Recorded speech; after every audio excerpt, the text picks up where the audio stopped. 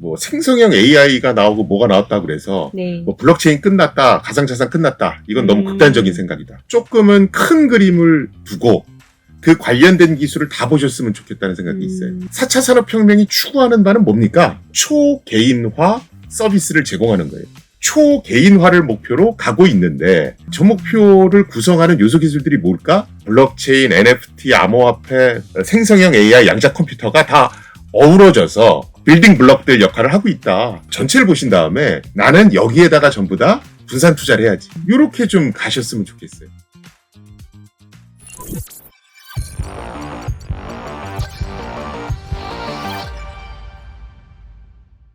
블록체인 유즈 케이스가 뭐가 있어? 이게 좋은 기술인지 모르겠어 라고 하는 게 어떻게 보면 이게 아직 초기 기술이라서 좀 그런 활용 사례들이 잘 나오지 않다고 볼 수도 있겠네요. 일단 블록체인 기술은 원천 기술에 해당하니까 네. 그 원천 기술은 당연히 고도화 시켜야 되는 거고요. 네. 우리나라의 블록체인 원천 기술을 연구하는 기업이나 학교는 많지 않아요. 한참 멀었나 보네요. 한참 멀었어요. 진짜. 블록체인 발전에 있어서 지금 최고 좋은 나라는 어디예요? 아무래도 미국. 미국. 네. 그리고 중국에서도 사실은 굉장히 많은 특허나 논문들은 나오고 있고요. 우리나라는 암호화폐와 블록체인을 분리해서 접근하고 있죠.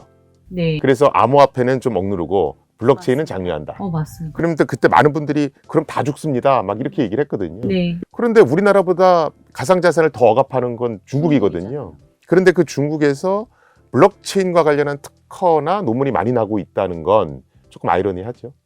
그럼 그건 어떻게 생각하세요? 암호화폐 블록체인을 분리하면은 안 된다. 약간 이런 일각의 의견에 대해서 어떻게 생각하세요? 그러니까 암호화폐랑 블록체인을 같이 보면 분명히 시너지가 납니다. 그 두 가지를 같이 고려하는 게 좋긴 좋습니다. 그런데 그럼 분리시켰기 때문에 우리나라에서는 블록체인 원천 기술 연구가 안 되고 있는 거냐? 그건 아니라는 거죠. 어쨌든 시너지가 날 수 있긴 하다. 예. 그런데 분리해서 접근해도 원천 기술을 연구하고 싶은 의욕만 있으면 얼마든지 할 수는 있습니다. 기술이 좀 우리나라에서도 좀 발전이 되려면은 어떻게 해야 돼요? 공부해야죠. 누가? 그러니까 제가 공부해야 돼요. 제가 유튜브에 그러니까 유튜브든 TV든 나가서 제가 굉장히 자주 하는 얘기가 챗 GPT다. 그러면 챗 GPT의 동작 원리는요, 뭐 이러면서 그걸 설명해주는 영상이 막 넘치잖아요. 맞아요. 그러면 그걸 가상자산으로 한번 보시라 이거죠. 가상자산에서 기술적 원리를 설명하는 건 일단 컨텐츠가 거의 없고요. 비트코인 얼마 간다 뭐 이런 게 나올 때 이게 보는 거지. 그래서 저는 기본적으로 가상자산에 대해서 투자하고 싶은 욕심에 비해서 원천 이론에 대한 공부들은 잘 안 하시는 것 같아요. 네, 저도 어쨌든 가상자산 관련해서 여러 가지 뉴스를 보고 있는데 메타라든지 여러 가지 가상자산 업계 뭐 구조조정한다. 작년에 한창 떴었던 뭐 NFT, 메타버스 다 한몫한 거 아니냐. 그리고 그 자리를 막 챗 GPT가 지금 도배를 하고 있어요. 한몫 같다고 보시나요?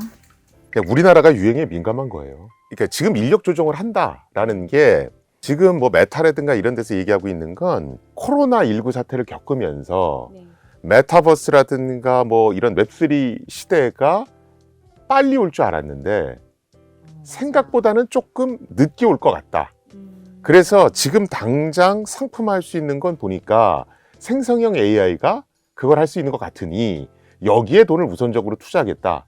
이 맥락이거든요. 우리는 야 이거 이제 안 뜬대. 그럼 여기 해체. 다 생성형 AI 투자. 그러다 나중에 메타버스라든가 뭐 웹3 이런 게 또는 뭐 가상자산, NFT 이런 것들이 뜨면 옛날에 우리 저거 다 했던 건데 뭐 이런 거거든요. 그러면은 메타버스나 NFT 경제적 효과 좋다고 생각하시나요? 한국? 인터넷의 철학이 그쪽으로 가고 있는 것 같아요. 사실은 4차 산업혁명 얘기 되게 많이 했잖아요. 많은 분들이 4차 산업혁명 그럼 뭐 AI, 뭐 빅데이터, 센서 뭐 이런 얘기 하세요. 근데 4차 산업혁명이 추구하는 바는 뭡니까? 이렇게 물으면 답은 뭐냐 하면 초개인화 서비스를 제공하는 거예요. 우리가 AI, 뭐 빅데이터 분석 이런 것도 초개인화된 맞춤형 서비스를 제공하기 위해서 활용하는 거예요. 자, 그런데 그럼 우리가 웹3 한번 보자고요. 웹2 시대에 플랫폼 기업이 모든 걸 독차지하더라. 그래서 개인의 권리를 조금 더 많이 보장해 주겠다. 이게 웹3잖아요. 근데 웹3의 키워드도 결국은 개인이에요. 4차 산업혁명의 어떤 철학에 맞게끔 인터넷도 그쪽으로 가자고 얘기를 하고 있는 겁니다. 개인을 중심에 놓으려면 어떤 요소 기술들이 필요할까? 우리가 개인이 인터넷에 컨텐츠를 많이 올릴 텐데 이 컨텐츠, 이 디지털 컨텐츠는 누구 거야? 이렇게 꼬리표를 붙여야 되니까 NFT가 중요합니다. 그런 디지털 컨텐츠를 인터넷상에서 막 사고 팔고 하는데 통화 시스템이 필요하거든요. 그러니까 이제 암호화폐 얘기 나오는 거고, 생성형 AI 얘기할 때 우리가 뭐라 그러냐면 이것은 창작을 지원해주는 도구입니다. 나는 유튜브를 한번 해봐야 되겠어. 그럼 일반인들이 제일 걱정하는 건 동영상 편집 어떻게 하지? 이 걱정을 하잖아요. 그런데 이제 생성형 AI가 막 발전하면 그런 것들을 쉽게 도와주는 거예요. 우리가 생성형 AI 얘기가 나오면 반드시 얘기가 나오는 것이 굉장히 많은 양의 데이터를 학습하는 게 필요하다. 이렇게 얘기를 합니다. 그런데 이걸 하려면 고성능 컴퓨터가 필요해요. AI 성능을 끌어올리는데 양자 컴퓨터가 한 몫을 할 수도 있다. 초개인화를 목표로 가고 있는데 블록체인, NFT, 암호화폐, 생성형 AI, 양자 컴퓨터가 다 어우러져서 어떤 빌딩 블록들 역할을 하고 있다. 이렇게 보는 게 옳지. 이게 왔으니까 저건 이제 끝났어. 이런 건 아니라는 거죠. 어떤 다른 부분에 레고를 맞추고 있는 상황이다라고 그렇죠. 보시면 되겠네요. 그럼 좀 다른 얘기도 좀 해보겠습니다. 가상자산의 겨울이 깊어지면서 블록체인 생태계도 많은 부침을 겪었다고 좀 생각을 하는데요. 학계에서는 좀 투명한 생태계 마련을 위해서 어떤 점을 좀 노력했으면 좋겠다라고 보고 계세요? 사실은 가상자산의 겨울이 깊어진 건 우리들이 그렇게 만든 거죠. 아, 그렇죠. 비트코인이 나올 때도 야, 금융기관 못 믿겠어. 이러면서 이제 블록체인 가져다 쓰고 탈중앙화 개념이 나온 거거든요. 그러면서 이제 투명성 얘기가 나온 거고. 그럼 과연 우린 그만큼 투명했는가? 근데 그렇지 않단 말이죠. 그렇죠? 그런데 그것이 결국은 크립토 윈터를 전 초래한 근본적인 원인이라고 보거든요. 그래서 1차적인 책임은 이 가상자산 사업을 하는 사람들한테 있다. 그리고 두 번째는 공부 안 하고 묻지마 투자한 투자자들한테도 어느 정도 책임은 있다. 전 그렇게 봅니다. 더 악화되기 전에 이런 것들이 발견이 됐고 정말로 탈중앙화, 정말로 투명한 어떤 걸 향해서 지금 많은 노력들을 하고 있으니까 이런 크립토 윈터는 극복될 수 있지 않을까 그렇게 희망하기도 하고요. 전 줄기세포 생각하셨으면 좋겠어요. 줄기세포 처음에 했을 때 우리나라가 막 열광했었죠. 거의 속임수가 있었다. 실험 과정에서. 그러면서 줄기세포와 관련한 투자라든가 모든 건 급속하게 식어갔거든요. 그러면서 다른 나라들이 굉장히 앞섰죠. 그렇게까지 가면 안 된다는 거예요. 절대로 하면 안 돼. 저건 악의 축이야. 이렇게 가면 안 된다고 생각하고 있고요. 4차 산업혁명이든 웹3든 추구하는 목표는 같고 지금 얘기하고 있는 모든 것들은 빌딩 블록들이기 때문에 얘네들한테 다 관심을 갖고 있어야지. 이거 안 돼. 저건 다 속임수였어. 이렇게 너무 극단적으로 가면 이제 줄기세포와 관련해서 우리나라가 겪었던 그런 일들을 재현하게 될 거다. 그래서 그렇게까지 가면 안 된다. 이런 얘기를 드리고 싶습니다. 그러니까 요즘에 참 크립토 인터넷 다들 좀 쉽지 않은데 업계에 계신 분들도 좀 좌절을 할 때가 있고 그런데 요즘 그런 말이 유행이더라고요. 중꺾마라고 들어보셨나요? 중요한 건 꺾이지 않는 마음. 꺾이지 않도록 저희 다 좀 열심히 해야 되겠습니다. 그리고 전 또 궁금한 게 그 중앙은행의 디지털 화폐 CBDC 얘기도 좀 요즘 나오고 있는데 어떻게 생각하세요, 교수님은? 접근 방향은 좀 웃기다. 이런 생각은 해요. 어떤 측면이 재밌다고 생각하세요? 현실 세계에서 물건을 사고 대금을 지불할 때 방법은 두 가지죠. 현금 내거나 신용카드 쓰거나. 맞습니다. 그런데 인터넷 쇼핑몰에서는 신용카드 말고는 결제 수단이 없는 거예요. 네. 이게 일종의 프라이버시 침해라고 본 거예요. 인터넷 공간에서도 화폐가 존재해야 되는 거 아니야? 그래서 전자화폐라는 걸 만든 겁니다. 그래서 전자화폐의 존재의 이유는 딱 하나예요. 익명성 보장. 그러니까 갑자기 무슨 정부가 나서서 디지털 화폐를 만들겠다. 많은 나라들이 실제로 합니다. 2022년 기준으로 봤을 때 실제로 CBDC를 연구하고 있거나 실제로 쓰고 있는 나라 수는 80개 국가를 넘어섰거든요. 맞네요. 굉장히 많죠. 네. 그런데 그 선봉에 있는 나라 중에 하나가 중국이에요.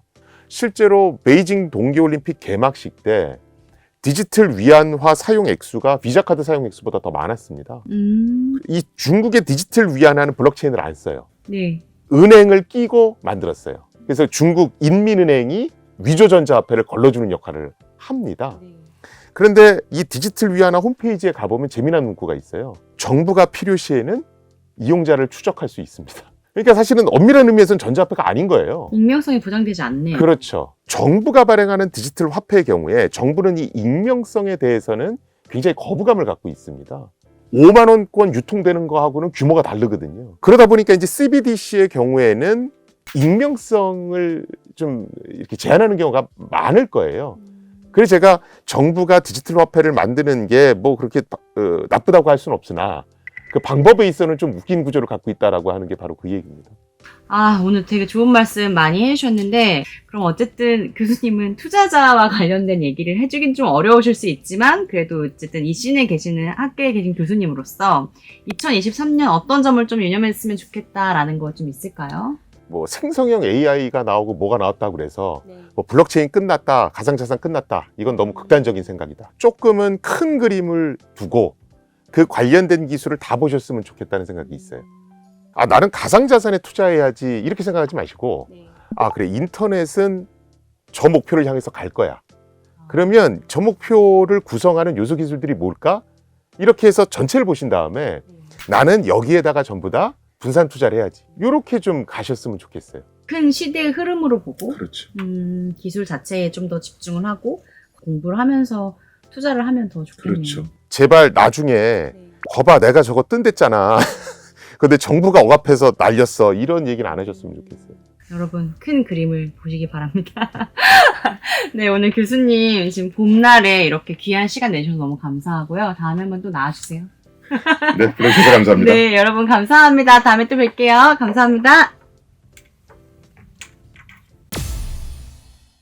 투자하실 때 주로 어떻게 투자하세요? 매크로 변수를 좀 참조하시는지 아니면 기술이나 재단의 내용 백서 이런 것들을 보시는지. 알트코인은 전략적인 접근이 필요할 것 같은데요. 일단은 이 코인이 뭘 하려는 건지 이게 굉장히 중요한 겁니다. 자세히 들여다보면 아무런 내용이 없는 그런 코인들도 있습니다. 이런 부분들은 대부분 백서에 나와 있습니다. 그 다음은 백업, 돈을 대는 사람들, 투자자들. 초기 투자자들이 굉장히 많은 비중을 갖고 있다면 좀 위험해요. 개미들이 달려들어서 펌핑 되면 얼른 수익 실현을 하려는 사람들이 많기 때문에 좀 조심해서 접근을 해야 됩니다.